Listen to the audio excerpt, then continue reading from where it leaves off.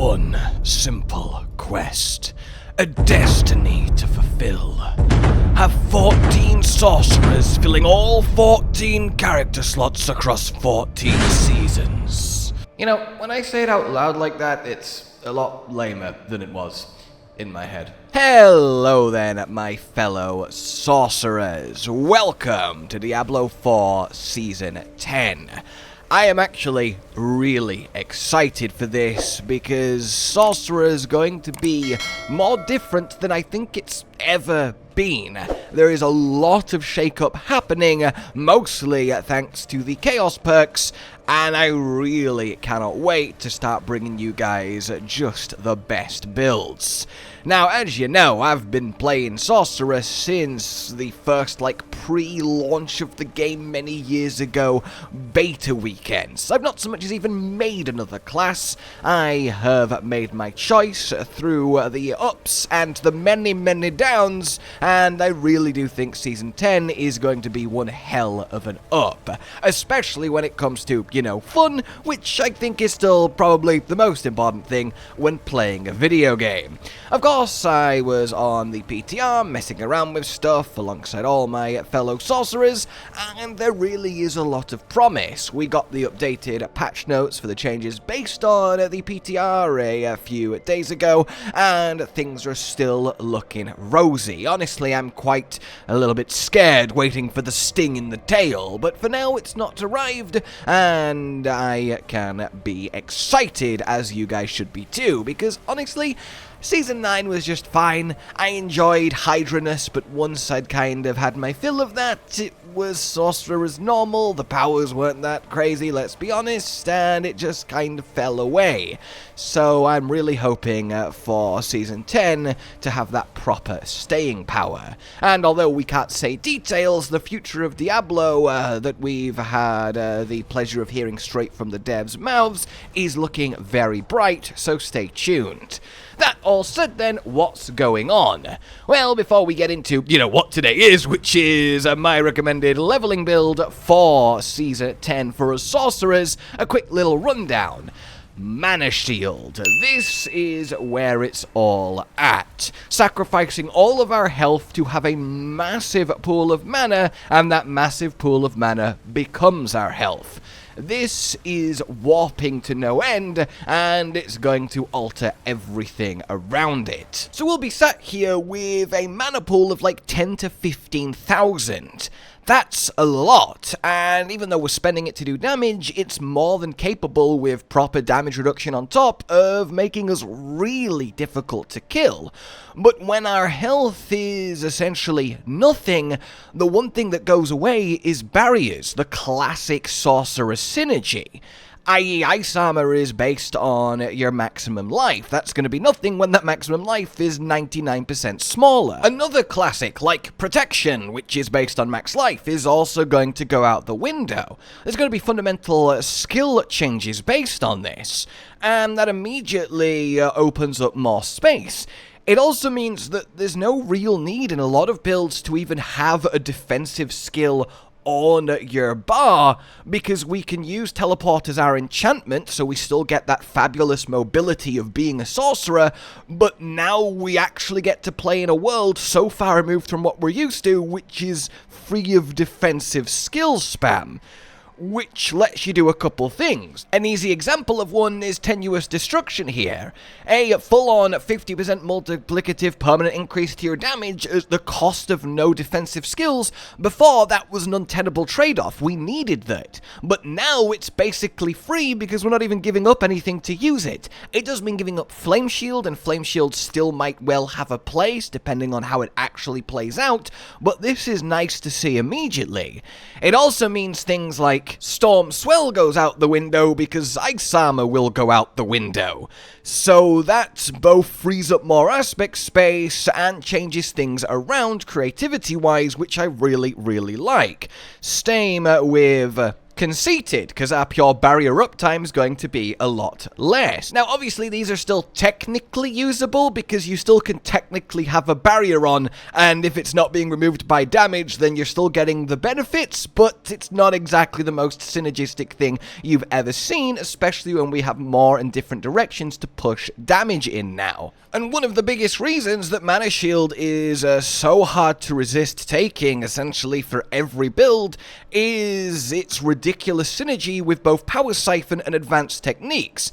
Power Siphon giving you that massive damage increase at the cost of reducing your maximum resource, which we can tank quite happily with Mana Shield on, and then Advanced Techniques giving you an extra 20x per rank of skill at the cost of massively amping the mana cost. Again, something we can quite happily take.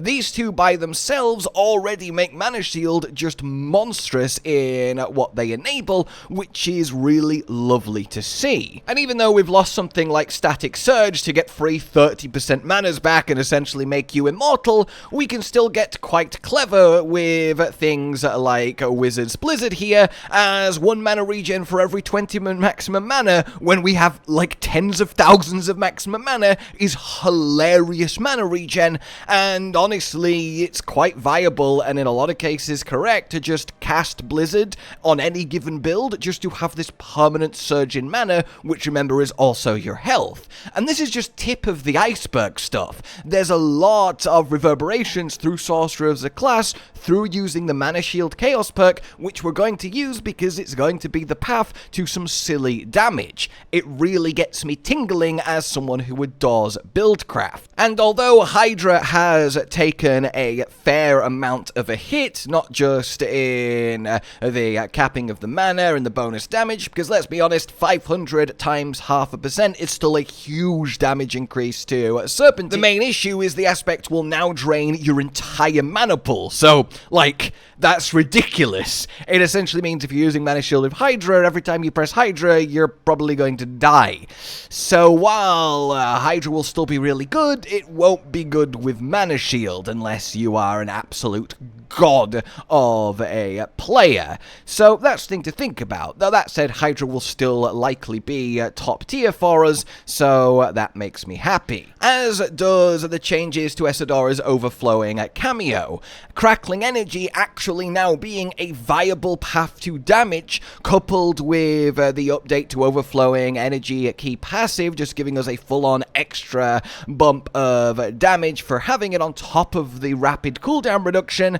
Yeah, there is going to be some loveliness here. Charged Bolt's getting a nice little buff as well, one of my all-time favorite builds that's never really had its time to shine. Our new unique in Galvanic Azerite is looking good. The change here means that we're not going to have any weirdness going. Our new unique ring also looking really, really good, supporting that crackling energy, and normally it being a ring would be like, oh, God's sake, we got Starlight, we have Talrash's, that even though it got nerfed, is still really strong, and then there's this ring, but Chaos uniques.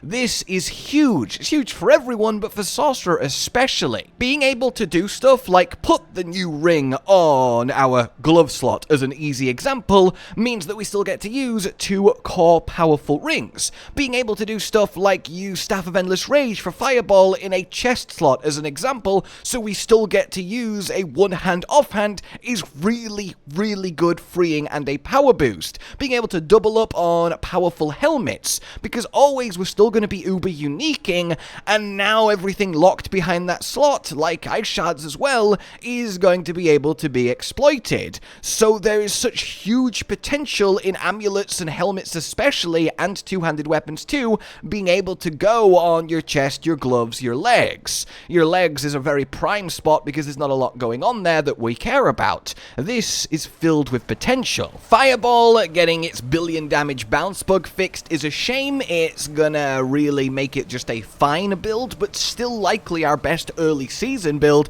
because this is the Infernal Hordes season. No more little corridors. We're going to be leveling in Infernal Hordes, we're going to be endgaming in Infernal Hordes, and Sorcerer loves Infernal Hordes. We have so many builds that we can just stand in the center, spin around, and kill stuff, and it's going to be a lot of fun because of that. We're going to really spike hard at the start of the season, not to mention the end. I could go on and on. This is just a quick little blast overview for what's happening, but we're going to have different builds with different setups, an actual really interesting power system to support it, and I, for one, cannot wait.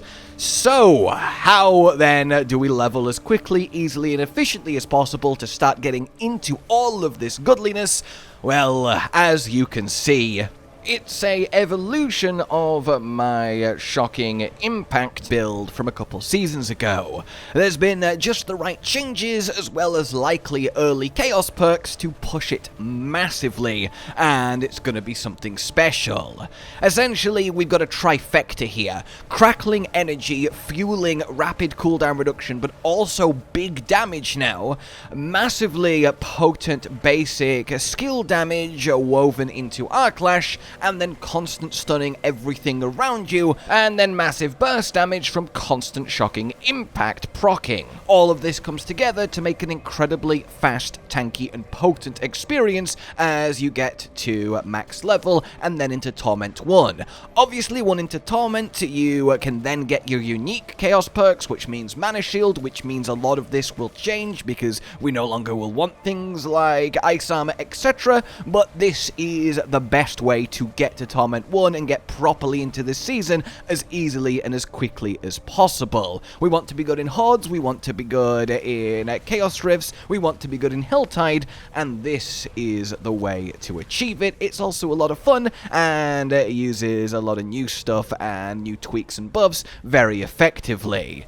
Of course, depending on your unique look, should you get any before that, things can change, but as a general path to follow, this is very swish. And to stress, once again, the footage you're seeing is obviously on the current season, but I am deliberately nerfing myself to leveling build level to show you that it's going to shred Torment 1, which is what's important because it's going to be good to get you online into the next build as soon as. I've got the wrong Paragon, none of my gear is upgraded, none of it has any tempers on, it's got the wrong affixes, there's no enchantment going on, and there's obviously no Season 9 powers because that would defeat the purpose, and there's also no Season 10 powers because I can't have them yet, so it'll actually be even better. But yes, skill tree. It makes me very happy then to once again be scrolling up to the top and telling you guys to start by putting points into Arc Lash. We then want to go enhanced, and then here,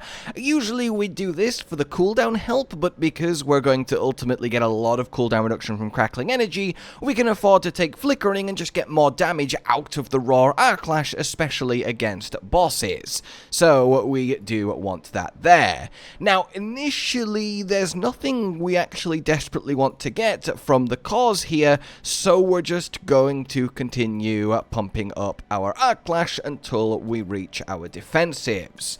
Then we want to grab Teleport, Enhanced Teleport, and Mystical Teleport. See, this is going to be a big source of our Crackling energy that'll fuel a lot of what we're doing, and it's very reliable and consistent, and we don't need the damage reduction while leveling anyway. So that works nicely. We then also want to grab Ice Armor, we want Enhanced Ice Armor, and then we want Mystical, so we are chilling and freezing to work into a few other passives later on.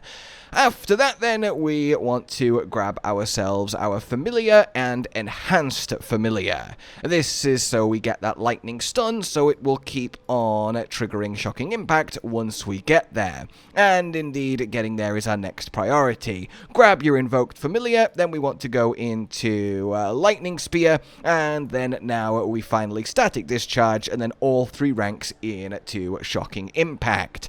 After that, we come back to the Lightning Spear, and get it stunning people, again, for more of that shocking impact. And now, very nice and neatly, we can finish with Arc Lash to get us to our ultimates. We take Unstable Currents, and then we get that lovely attack speed and that constant pulsing of crackling energy while we have it. We then want to put 1 point in Conduction, and now we do have the ability to have our first enchantment slot, so we will go ahead and grab the ever reliable and potent Fireball enchantment, just the GOAT for leveling, and then we head on back down here, and we want to get all 3 convulsions, so we absorb our crackling energy and do more damage while we have it, just to make everything play that much nicer. We're starting to sort of get the core of what's going on here shape up, and we have all the main skills on our bars, so obviously we want to get to our key passive, and you can do this in quite a few ways. Honestly, just grab some nice damage from Glass Cannon, and then we head down and we grab Overflowing Energy, which just makes me so happy to say. This thing then is going to do what it does now, but also increase your damage by 85% multiplicative, which is just glorious. Honestly, Shock is looking spectacular in Season 10, and Ball Lightning is shaping up to perhaps be our build of the season, which is kind of cool because, you know, I remember when Ball Lightning had its time in the spotlight. It's so long ago, and I would certainly not be upset at it coming back with a Mana Shield Vengeance. And anyway, I digress. We want Overflowing Energy for our key passive. Then we want to grab ourselves 3 ranks of evocation to have the build play even quicker, so we get that free cooldown reduction, and now we're sort of just going round and adding damage to everything. Though before that, let's make sure we do have as much survivability as possible by grabbing protection. Then we want to get our enchantment in our second slot. Now you can take familiar, but I much prefer going with teleport to give us more mobility so we can farm faster, and of course summon more crackling energy to keep funneling everything, which is really, really nice. Then we want to get ourselves 3 ranking in the Flames, just for more damage while we're healthy. We want to get 3 ranks in Permafrost. We've got Ice Armor on our bars. We get 3 ranks in Hoarfrost. That's why we have taken it pulsing, so we do a lot more damage while the Ice Armor is up. And then we also get ourselves Icy Touch. The lovely Vulnerable is coming from our Lightning Spear, and also an Aspect will be helping with it as well. After that then, we can grab some extra lucky hit, as we will have a few important lucky hit effects going on, so we might as well have it. Now, at this stage, you're kind of in a really good, solid position, so we can just start expanding more general damage. Elemental Synergies is nice. We do have a lot of shock skills on. Getting Electrocution is nice, just to have an extra bit of damage reduction, make everything that much better. And then, of course, we can pour points into Unstable Currents to have it come off cooldown more, and the stun also turns it into a nuke, but I'm not a huge fan of that. It's a lot of points for not like a crazy amount of gain. Really, these last 8 points are very flexible in where you can put them. I do like to fill teleport, so we can use it as much as possible to have as much of crackling energy going as we can. It's very much nice to get full potent warding, especially if you are going to take this in to Torment 1 to initially start farming, so we do help towards that elemental res cap, so you're not just going to get splatted. And we can also put points into Icy Veil to have our barriers up for as long as possible while leveling. Again, we will be losing essentially most barriers at once, so we go into Torment 1 and get Mana Shield online, but this does work lovely. So essentially spend those final points on either maxing Unstable Currents, getting Icy Veil, maxing Teleport, and Potent Warding between those 4 things, and you will have yourself a lovely finished skill tree. When it comes to playing it then, fairly straightforward. Use your teleports to, you know, progress through whatever it is you're farming quickly, but make sure that we deliberately teleport onto enemies so we can start absorbing that crackling energy to get it firing off and helping our cooldowns. You want to keep targeting fighting nice large groups of enemies, so we can keep Crackling Energy always topped off. Other than that, teleport as usual. You want to summon your familiars on cooldown, but make sure that they are specifically lightning familiars, so they get our stuns off and trigger shocking impact.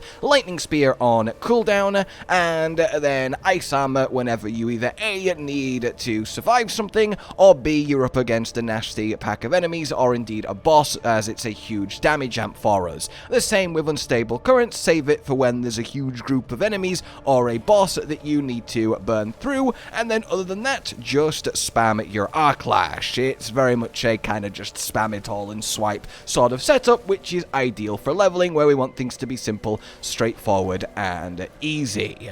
So, before we get into our gear then, let's talk Chaos perks.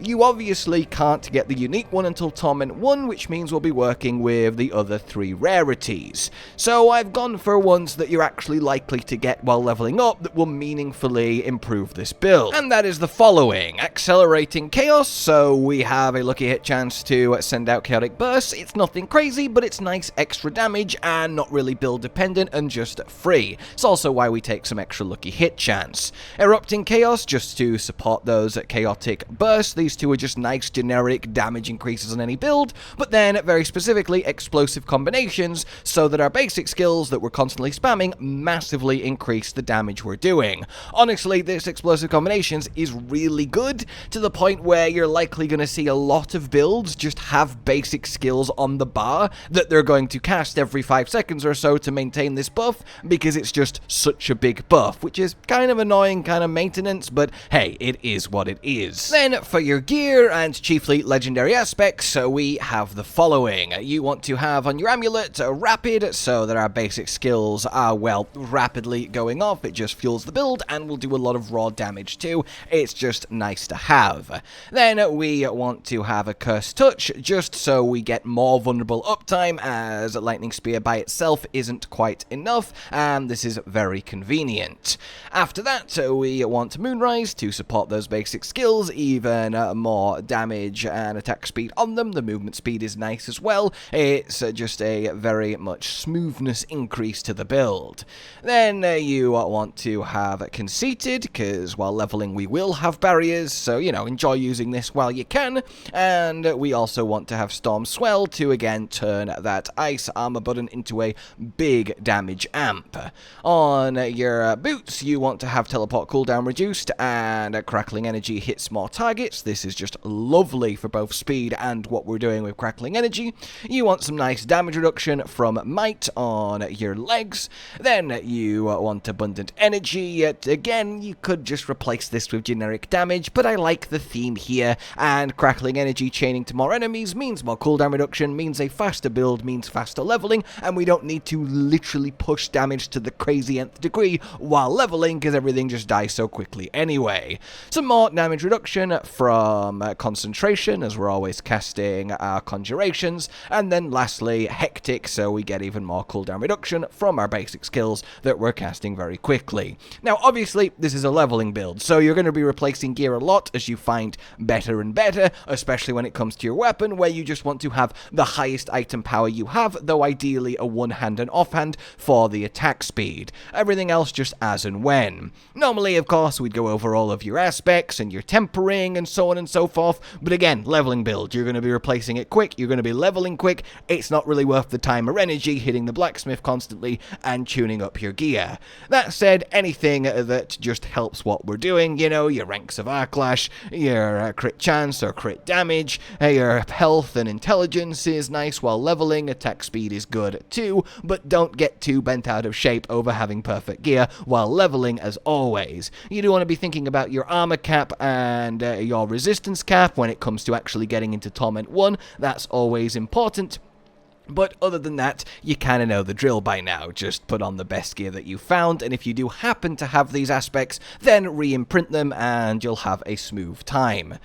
If you do really want to temper, ranks to static discharge isn't bad for more crackling energy. Literally anything under shock finesse is going to be good for you. Arc lash hitting twice, and then ranks to shocking impact is kind of the premium, as a lot of our damage is coming for it, and that's the one thing I would say, if you do have access to it, keep putting that on whatever weapon you're using, as you will notice. We've also got a new temper option on the way that will give crackling energy more targets. That's worth doing too. More targets, more damage, but also more cooldown reduction if you do manage to grab it. Mercenary-wise, I would always recommend starting with Rahir when you're just getting into the season, chiefly because yes, he does give you a nice amount of damage increase, but more than anything, this 15% all resist is the best way to get off the ground when you're hitting your mandatory caps. And then the attack speed from Bloodthirst is also nice to have too, as you're reinforced. Then for just a little cheeky early Paragon, something like this, up immediately right to grab Elementalist,